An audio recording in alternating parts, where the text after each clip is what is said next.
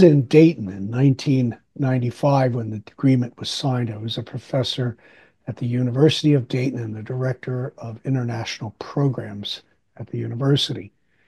At the time, we all watched on our local news and nationally that Dayton had become, if you will, for a moment, the center of the world where the negotiations were occurring at Wright-Patterson Air Force Base.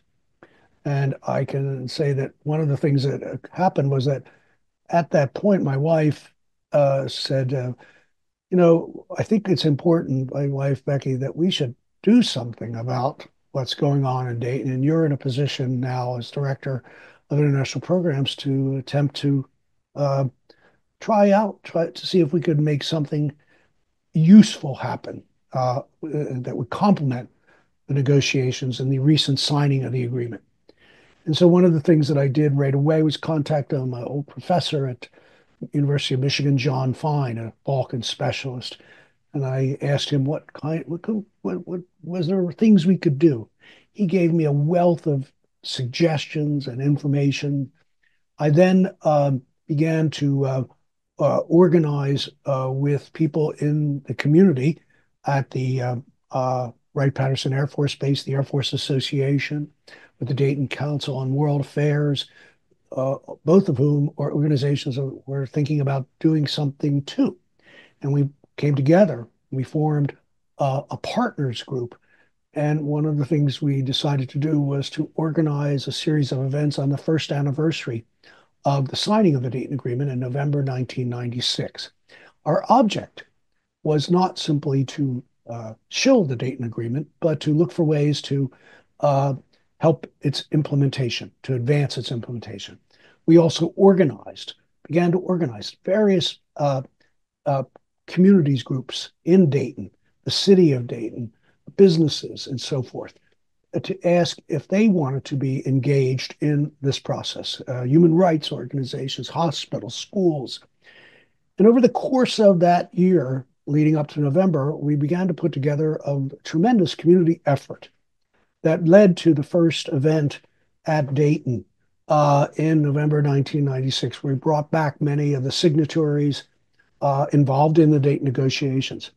Over the next 5 years, we did a series of events annually. We also did workshops. We formed an NGO called the Dayton Peace Accords Project.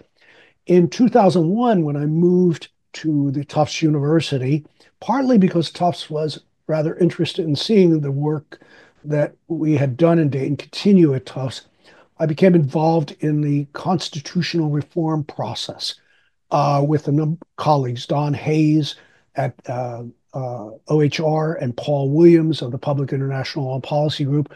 All three of us had developed a strong and close relationship with various parts of the community in Bosnia, the political community, with the international community, with the US government, and so forth.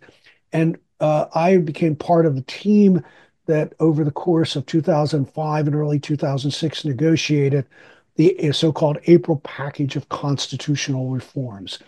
I have been involved over the years, right up to this day, in monitoring the situation in Bosnia and the Balkans, writing op-eds, papers, doing interviews, staying engaged, trying to remain one of the few specialists working in this region, which has, as we all know, many of the concerns and policy issues that dominated the international community in the 1990s prior to 9/11, focused on the Balkans, are now no longer issues of primary concern.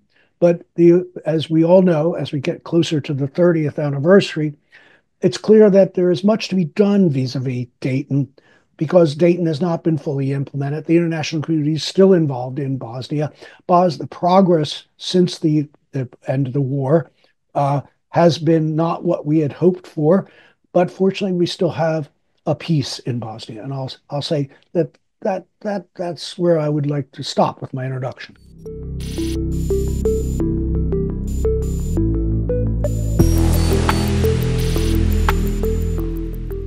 First of all, I would say that all three of these assessments of Dayton are accurate.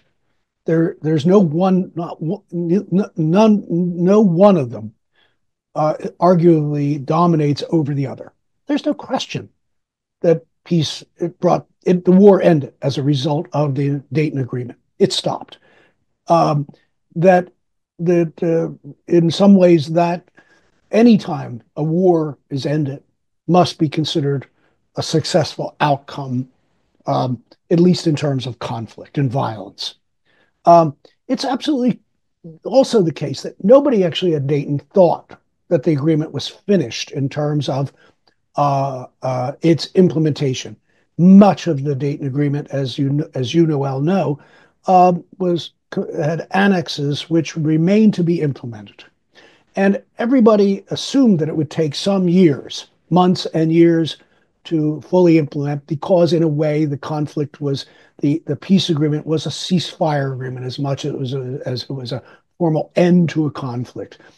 And so over the years, the international community, working with the the local Bosnian authorities, with the very complex machinery that Dayton had set up, attempted to implement the agreement. And it met with enormous challenges because, in a very real way, the the agreement itself had not resolved the causes of the conflict.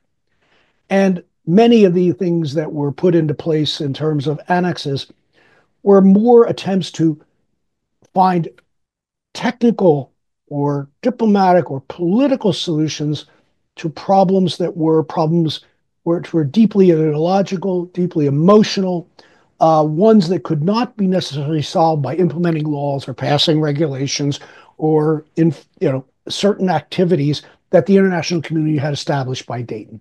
As a consequence, the implementation process remained fraught, and it remains fraught to this day.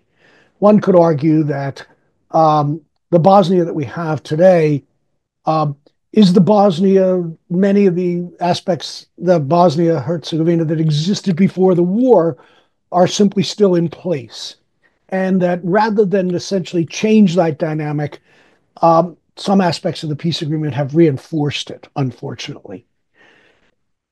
Does Dayton serve as a model, or should we see it as something that people can be used elsewhere?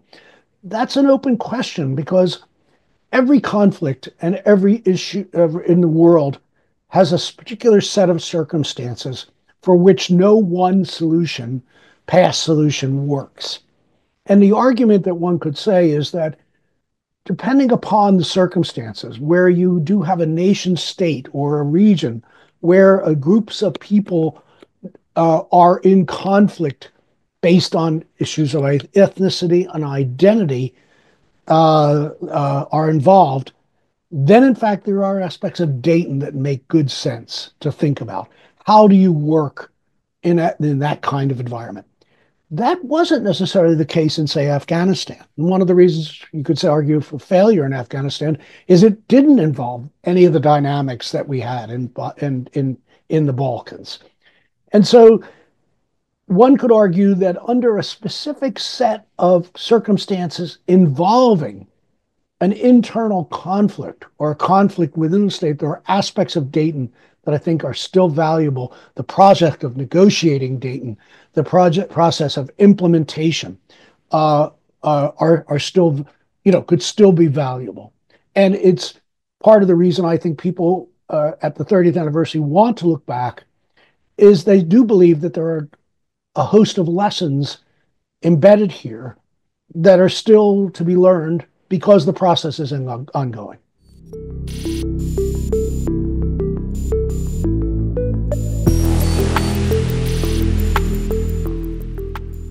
That's a really interesting question, because some people like to focus on the negotiation process of the 21 days per se. And at 21 days, what happened in the 21 days? That was just a particular way of dealing with the circumstances at hand. And would one want to isolate the parties? Would one want to put them away for 3 weeks in one place? All those kinds of things. Would you want to have someone who is a kind of a dominant, alpha male or female leading the negotiations in that way? I don't know if that's the answer at all. But what I do think is interesting about Dayton is that it tried to build a state on top of a peace agreement. It tried to build a functioning state. And I think that's the issue that remains, you could argue, for example, with Israel-Gaza, Israel-Palestinians, right? In a number of the conflicts, the question becomes, is if a war, it's one thing to stop a war, but you have to decide what's going to come afterwards. And in that sense, the effort to build, if you will, we'll call it nation building for what it is still a sine qua non. And Dayton provides a very interesting template for how that was done. And I do imagine that in all the negotiations that are going on, vis-a-vis even, for example, the conflict with Lebanon, you know what I mean? What's the Lebanese state going to look like down the road, for example? That no conflict can possibly occur simply on the basis that everybody agrees they want to stop the violence. They have to know what the future looks like, and Dayton is a very good template for how people start to think about this. And in ways you could say that as you go back on it, you look on it and say, there are aspects of the Dayton Agreement that were put together, which are actually was a very good thing to attempt to do that. And it will probably be of some sort if there is ever a resolution of the conflict, between Palestine and Israel. And that's even way more fraught than we're dealing with here in some ways. It's going to have some aspects of what we would call a Dayton process in terms of what does the future look like? What does a future peace look like?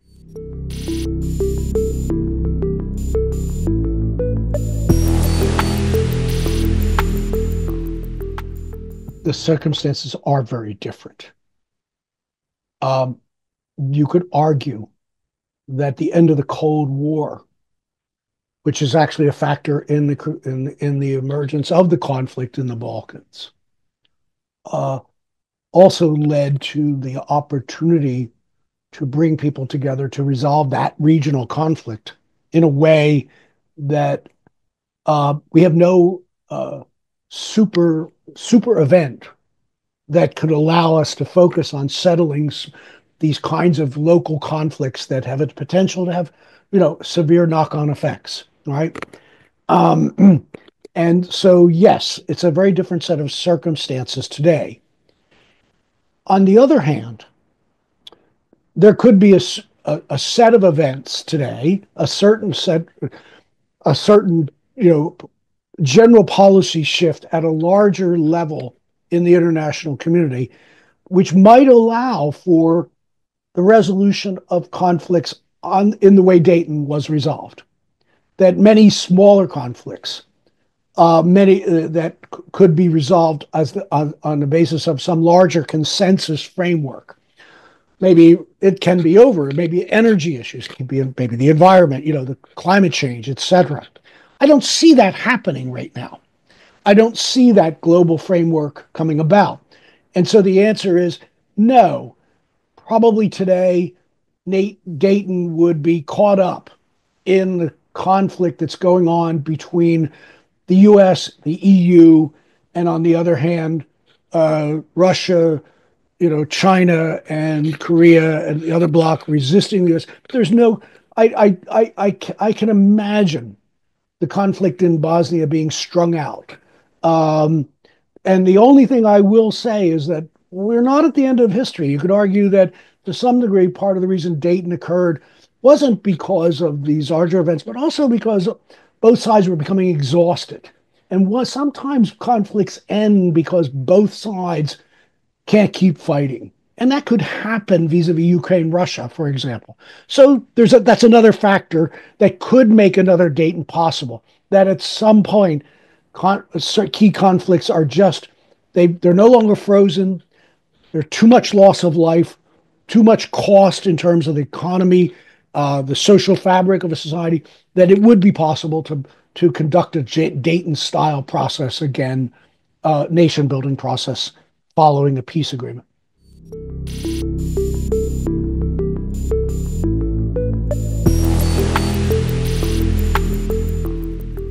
I think the problem often comes, in my view, I'll say one thing, that Last night I was listening to President Biden's national security advisor on an interview on public television. And he was asked a number of questions about U.S. policies in Ukraine, China, and so forth.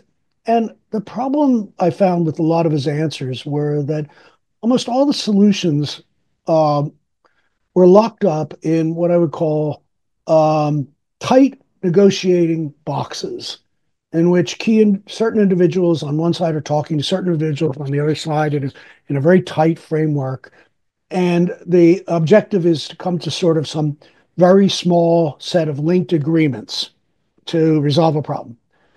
My concern with this process is it's a Zeno's paradox that diplomats tend to put more hope in these kinds of very small scale, intensive, localized negotiation processes that at the end of the day, depending upon circumstances, their strength or failure depends upon the power that surrounds them, not upon negotiations per se. Everybody knows how to negotiate, but conflict resolution in its of itself doesn't solve the problem. It is the larger context or framework in which you set conflict resolution within has to be essentially the motivating force for real change. And I can tell you that if you just conduct negotiations or diplomacy on and get lost, bogged down in these things, my feeling is you really are in a situation where you're hoping for, let's say, change that is at the end of the day not anywhere near as hopeful as your expectations are going in. That's what I'll say.